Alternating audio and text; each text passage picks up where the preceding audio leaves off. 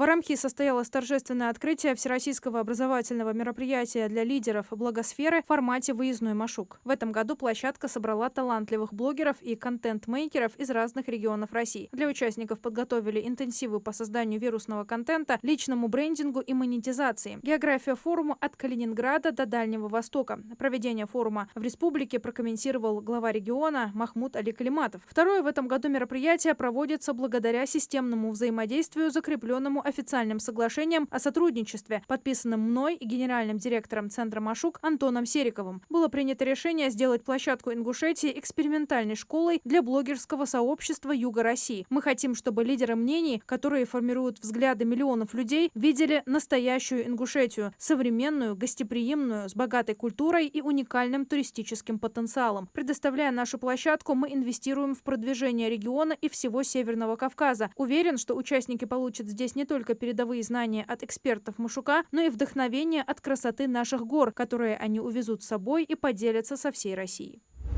Депутаты Госдумы приняли в первом чтении законопроект об увеличении минимального размера оплаты труда в 2026 году на 20,7%. Проект был внесен правительством в рамках бюджетного пакета. Согласно ему, в следующем году предполагается увеличение МРОТ до 27 093 рублей в месяц. Как уточнил замминистра труда и социальной защиты Дмитрий Платыгин, МРОТ превысит прожиточный минимум трудоспособного населения на 31,2%. Минпросвещение России опровергло сообщение о введении ЕГЭ по предмету «Духовно-нравственная культура России». О том, что предмет включат в единый госэкзамен, сообщил министр просвещения Сергей Кравцов, выступая на форуме учителей истории и общества знания. Духовно-нравственную культуру начнут преподавать в школах с 2026-2027 учебного года. Целью этой дисциплины в Минпросвещении назвали формирование у школьников мировоззрения, основанного на традиционных российских духовно-нравственных ценностях.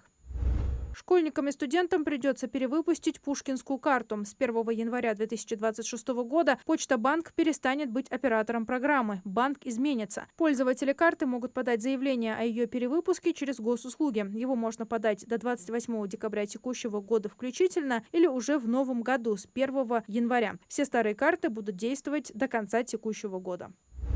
Годовая инфляция в России к 20 октября увеличилась до 8,19%. С 14 по 20 октября рост потребительских цен ускорился до 22%. С начала месяца цены к 20 октября выросли на 63%. С начала года на 4,95%. В продовольственном сегменте рост цен за неделю превысил 32%. Подорожало мясо кур, огурцы и яйца. Доступнее стали сахар, сливочное масло и морковь. Непродовольственные товары показали рост цен на 29%. Подешевели строительные материалы и обувь. Подорожали легковые автомобили, медикаменты, бензин, дизельное топливо, электропылесосы и телевизоры. Цены на наблюдаемые услуги выросли на 0,03%. Юсуф Мацеев завоевал серебряную медаль на молодежном чемпионате мира по греко-римской борьбе, который проходит в сербском Нови-Саде. Ингушский спортсмен выступал в весовой категории до 97 килограммов и в финале уступил представителю Украины Егору Якушенко. Мацеев выступает за молодежную сборную Казахстана.